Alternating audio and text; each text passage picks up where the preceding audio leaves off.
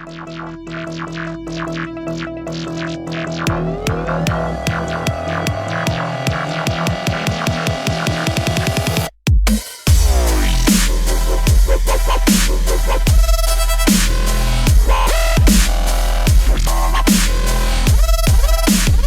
the start of a new day.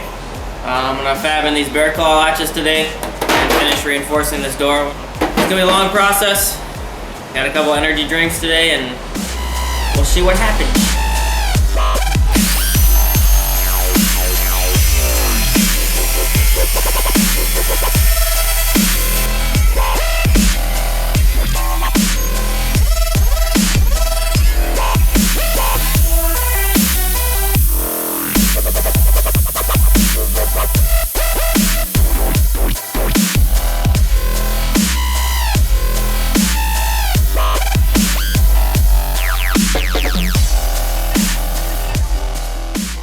I'm working on door hinges or bearclaw latches and the pin here. So what I'm going to do, since there's this opening spot that used to be here, which gives me a little bit of room for my bolt, what I'm going to do is I'm going to take a little piece of flat. This is probably 14 gauge. I might go a little bit thicker. I'm going to cut this and bolt it in and see how strong it seems. And then I will basically shorten this off, drill a hole through, bolt it up to this plate, right? After I cut it to size, and then I'll have it come in here. And what I'm doing right here, I have some weld nuts. I'm sure most of you guys know what these are, but I'll show you anyway.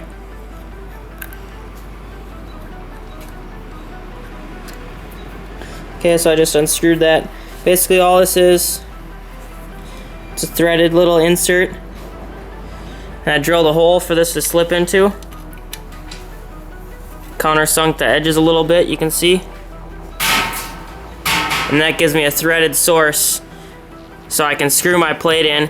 That way, since there's not enough room here for adjustment easily on the pin itself, I can just adjust this whole plate up or down or sideways or whatever. And for this I'm just using some 1/4 inch button heads. Really doesn't take that much force, so that should be fine.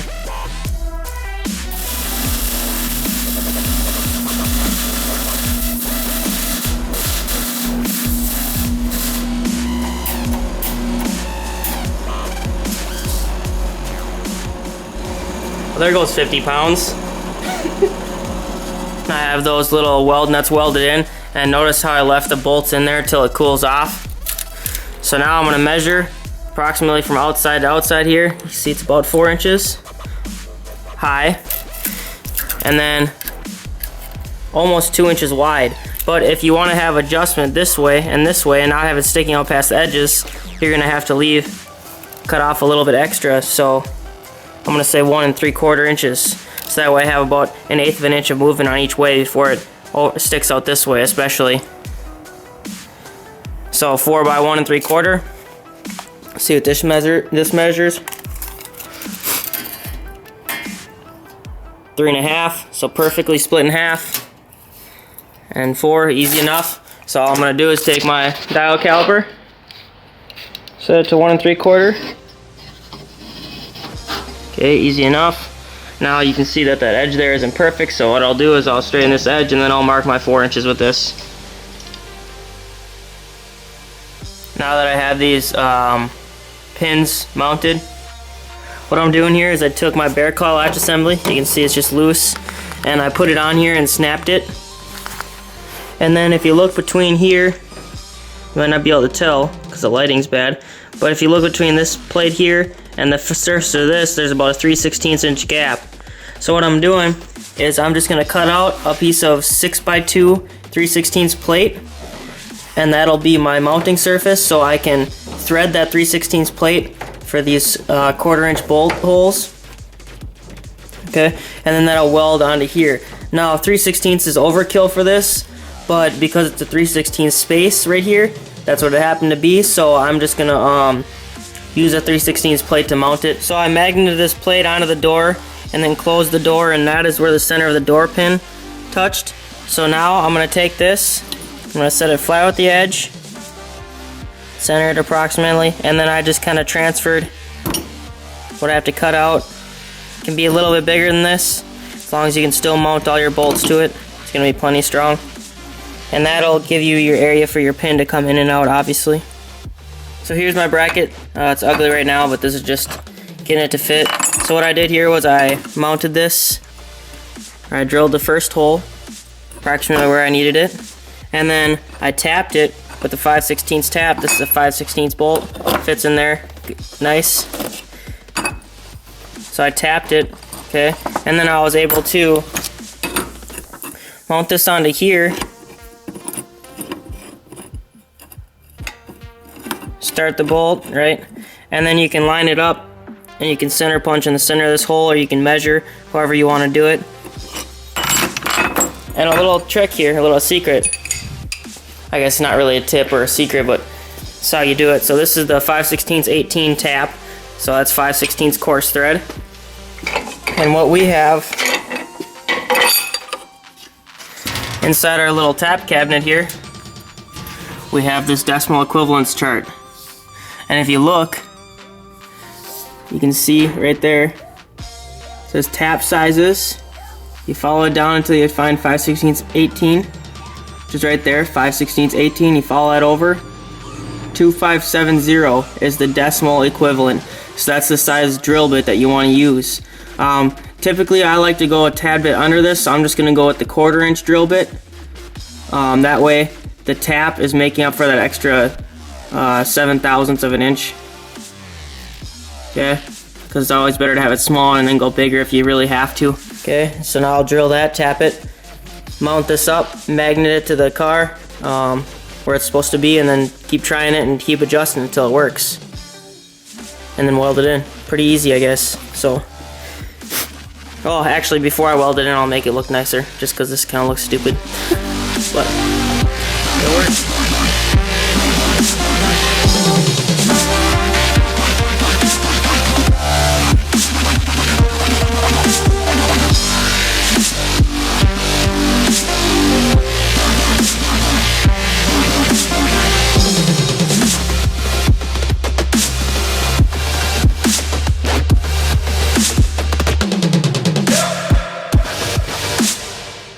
So I kind of got these doors done. That's about how my handle's gonna sit. It's actually gonna come out a little bit, but anyways, I got the latches all done. See, all I gotta do is finish welding them up, blend this in so it looks all nice. So you can see my plates tacked in there, and I have the notch for the door pin. Then I have this tacked in right now. I gotta put these button heads back in. I have this. I actually had to cut this down. I'll end up smoothing it out, making it look a little nicer, but I had to cut it down so it would fit between here. Just because if I want any adjustment either way or this way, then I wanted to be able to have some adjustment that way. I have it set up so the pull is down. Originally I had it set up so you had to push it up because I had more room on the bottom than I did on the top. But I ended up switching it around so I can fit the door handle through. It's gonna be kind of tricky. I gotta figure out linkage like that, but that works. So I'll figure out the linkage for this running up. Pretty easy, I guess, self-explanatory. And then I'll add linkage up here or wherever I put my other door handle for the inside. But that's that. Opens and closes pretty nice. I'm happy with it, so gotta do a little bit of trimming yet. And you can see on this side that the door is not reinforced yet. So that's another reason that they're not opening and closing exactly perfect. But they will be when I'm done. I will end up taking all of this and bracing it up. You know, I'm actually going to take some screwdrivers and stick it in the door gaps there to make sure that everything is pressed so that it all clears when it opens. Because you can see right here, listen for it. If you hear that little bit of grab, that's on these here because they're all loose. Everything is loose, so that all has to be reinforced. But that's pretty easy. The other side opens well too. Pretty damn nice for a rat rod. It's just first try, no adjustments here, nothing. So body lines are nice. Door gap is nice. So all in all, happy with it. Now that I got my door latches working properly, I can start reinforcing the inside of the doors. How I'm doing that is, you can see here that I tacked this door closed. I got everything lined up, so I started at the top. I lined everything up this way, tack, line it up, tack, work my way down. Everything in here was good. When I got down to the bottom, I had to push it in a little bit because the door was a little out of shape. So I used just a piece of scrap steel, and I made this flat here. I'm gonna tack that on there, and I'm gonna have to pound this edge in a little bit with the hammer. See how it's a little bit off, but everything else is good. So now that that's all set, and the door gaps look all right, you can start reinforcing all the inside of this. And as long as I leave everything all tacked up, everything else on the inside will basically hold it in this shape once I get everything all tacked up. So when I cut these tacks, this door is going to stay in this shape.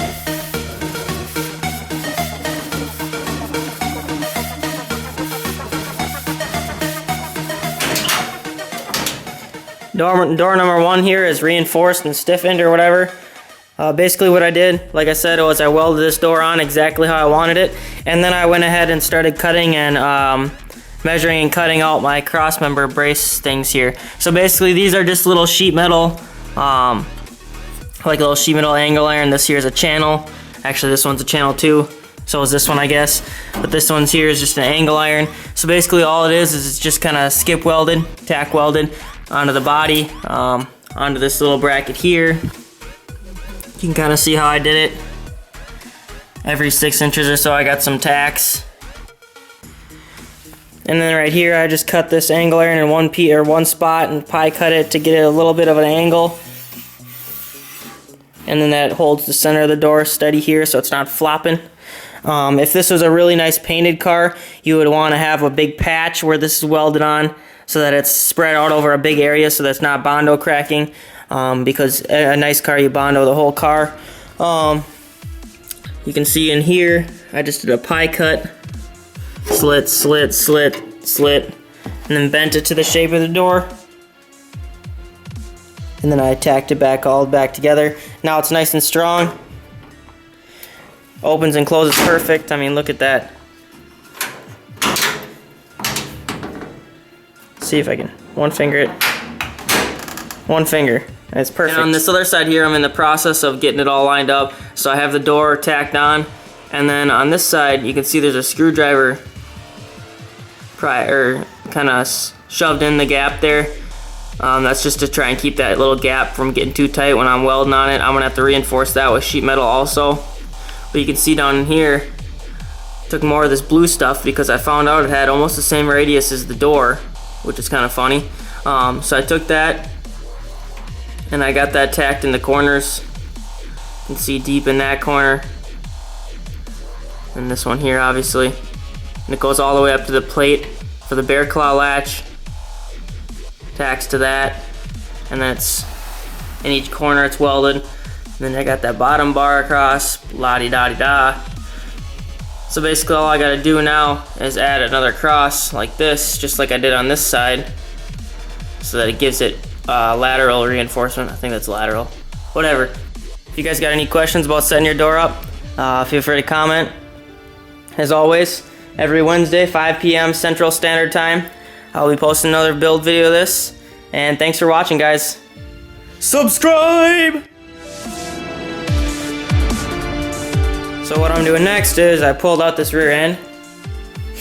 And what I'm gonna do is I'm gonna go under here and end up welding all this overhead stuff. I also had to notch out part of this cross member right in here to clearance for the rear end, so I gotta weld that back up. Let's see what else. Make sure all the welds are good underneath. Yeah, it's easier without the rear end, and I'm bringing that rear end to Black Sky Racing to rebuild anyways, so it'll work out. And then next, probably in the next few days here, I'm gonna start making a gas tank. I was originally gonna use the stock original gas tank that came with the 31. It's a little bit rusty, and I'm not really trusting the fact that it doesn't leak. That's just WD-40 from me. But I'm not trusting the fact that it doesn't leak, and it's kind of small. It's only 10 gallons, so I'm gonna make one that's about 5 inches deeper, so it'll be about 17 gallons, just because it'd be nice not to stop. The sender also didn't exactly fit perfectly. It was close, or I could have modified it to work, but long story short, I'm just gonna make a new one. I got some 18 gauge there. A couple little spots of rust that I'll just DEA off, but that'll work out. And then I can start installing my fast lift pump. And yeah, that'll be fun. Alright, so check this out. I'm working on mounting the body and all that. And you can see right here that this is my notch. Remember the notches that I made in a previous episode? And you can see that I have this side reinforced with that plate. But I have nothing between here and here, keeping all this square. So what I'm gonna do, so I'm taking this, it's 3/16 sidewall, 3/16 sidewall, 2.5 by 1 inch tubing, and I am going to cut it in half, and then I'll slide it up in here, like this, attaching. This is kind of hard to show, but on the inside of the frame rail, attaching like this. If you can kind of picture on the inside. And then this gives me a spot to run all my hoses through and keep everything organized. So it'll kind of be, so imagine like this C-clamp here. Imagine like there's another wall here, and it'll be like that in this area down in here. Okay, and then you can just run stuff through, and it'll also give this support this way. Okay, actually this way, whatever, however you want to look at it. I thought that was a kind of cool idea, and I got this tube sitting around, so why not do it, huh? Another little modification I did since my transmission, which is in there, was rebuilt. I had to take out this cross member, right? And what I noticed the first time was when I tightened this cross member down, I didn't have these end caps on it, and the tube actually crushed a little bit. So what I did was I just took some like 12 gauge and cut out some inserts, and then just welded them in there quick. That'll keep this from collapsing this way, right? Because when the bolt squeezes, it's gonna wanna squeeze on something, but it won't be able to squeeze this collapse tight or close because this is here. So I did that on all 4 sides, and this is done.